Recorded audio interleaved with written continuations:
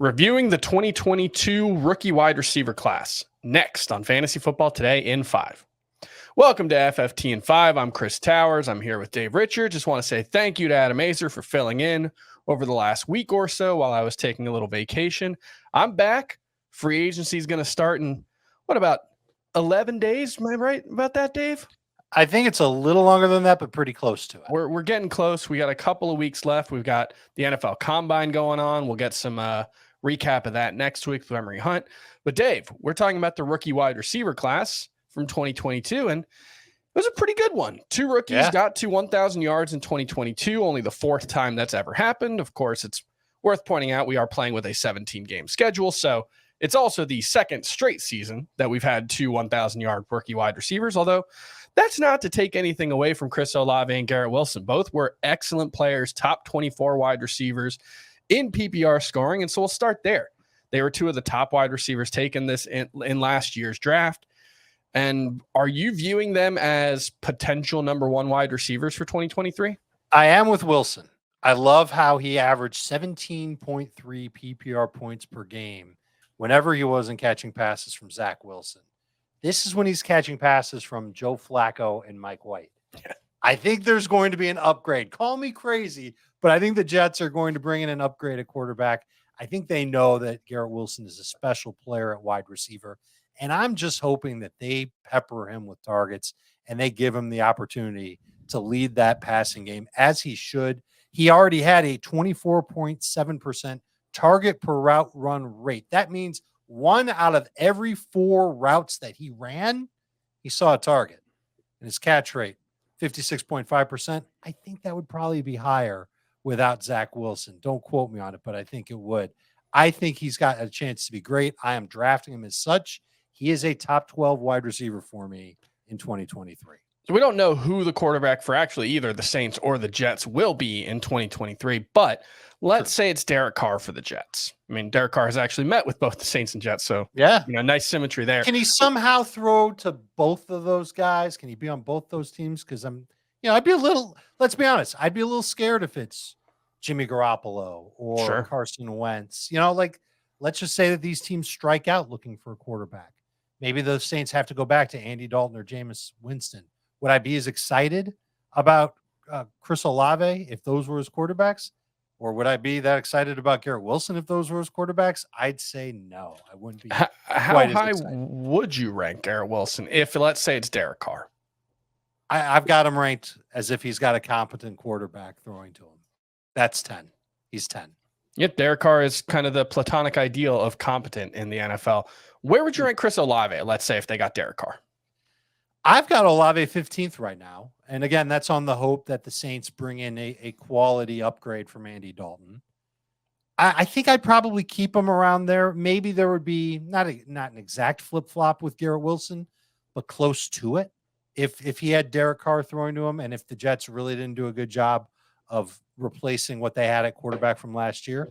But I think Olave is talented. I think you're going to continue to see him get plenty of targets. His target per route run was actually higher than Garrett Wilson's last year. His team target share was at 24%. So 1 out of every 4 routes, it's a little bit less than that for Chris Olave.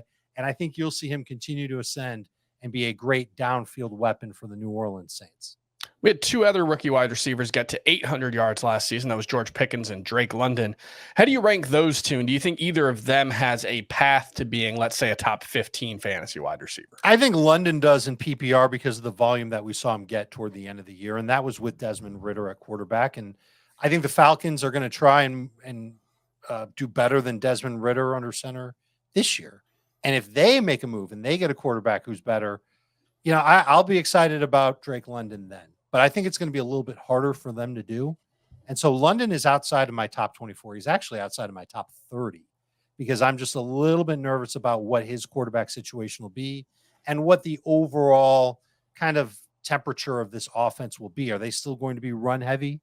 Are they going to trust in their quarterback?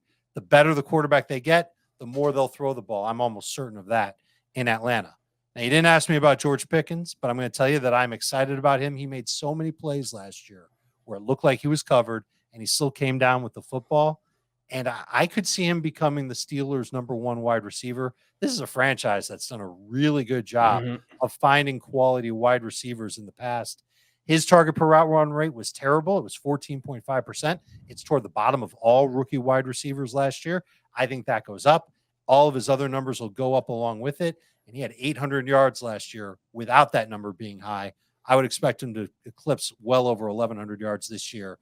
A great breakout candidate and someone I have inside my top 30 as of now. Pickens over Drake London, even in PPR. All right, we had 6 wide receivers drafted in the first round last season, including Wilson and Olave. That includes Drake London, Jamison Williams, Jahan Dotson, and Traylon Burks. How do you rank that for? I assume Drake London's number 1. He was the best of the bunch as a rookie. How do you rank them for 2023, though? It's Garrett Wilson at number 1 for me. Olave is at number 2. Christian Watson. You didn't ask about Christian Watson, but I was going to throw him in there, yeah. If we throw him in, he's number 3. And that's assuming that the Packers don't have Jordan Love at quarterback. That might change if Jordan Love is the quarterback. But for now, that's where he is.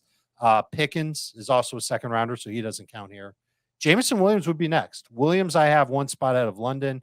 Love the speed. Love the opportunity. I think it's going to be impossible for teams to really double team him in Detroit. And I do think Jared Goff can get him the ball, not just on big plays of 20-plus air yards, but also on those intermediate throws and even shorter throws where he can break away for a long run. Remember, Goff is a different quarterback when he's not pressured, and he's got a great offensive line in front of him. So it's really that perfect mix that should help Jamison Williams have a breakout year himself. Dotson is behind Drake London. That's another player I like a lot. He was tied for the lead among rookie wide receivers in touchdowns with 7. Look at the quarterbacks that he played with. It was Carson Wentz, although he and Wentz did seem to hit it off. And then Taylor Heineke was able to connect with him. He also overcame some injuries over the course of the year. I do think he's a very talented wideout for the Washington Commanders. Traylon Burks is going to be 6th on that list as someone who's probably going to lead the Titans in targets, but not necessarily going to be on a team that throws the ball 575 times a game.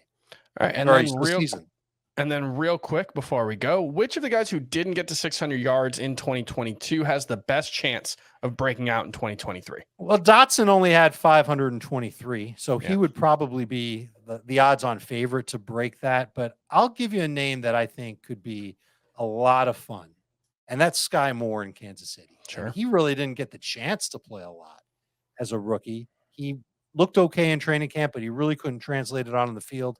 They had a lot of veterans that they leaned on at wide receiver. We saw him start to come on a little bit more in the playoffs, started to play a little bit more there. But I still believe that he's a talented wide receiver. And the fact that he was able to make an impact even in the Super Bowl, combined with the fact that the Chiefs are not going to have the same receiving core next year. Some of the guys they have are going to leave via free agency. Cole Hardman's going to be one of them. I think Juju could be another. I think there'll be opportunity there for Sky Moore. I don't mind him as a back half draft pick for benches in fantasy. All right, that's going to do it for FFT and 5. We'll see you tomorrow.